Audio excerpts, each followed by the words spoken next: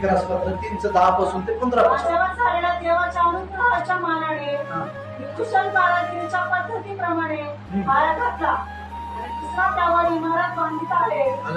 त्यावरचे बांधकाम आपण कसे करीत आहोत याविषयी प्रत्येकाने लक्ष देऊन आहे का?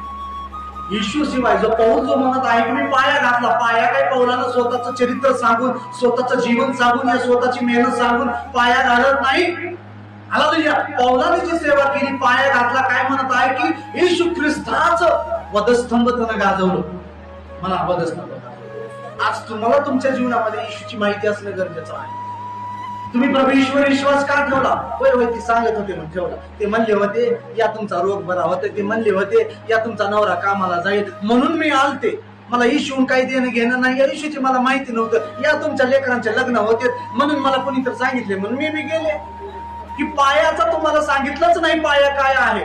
वरचीवर आपण काय करतो, आवड इटा रचून बांधकाम येईल ना, येऊ द्या आज ना उद्या परिवर्तन होईल म्हणतोय. हालेलुया. होणारच नाही. त्या बिर्याणीच्या हाटल्यासारखं एक दिवशी पडणार नाही. असं पडणार ते सपाट, ते सापडणार सुद्धा नाही घरात कुठं आहे. हालेलुया. हालेलुया. पाया खंबीर नेतृत्व पाहिजे ना आपल्याला. हालेलुया.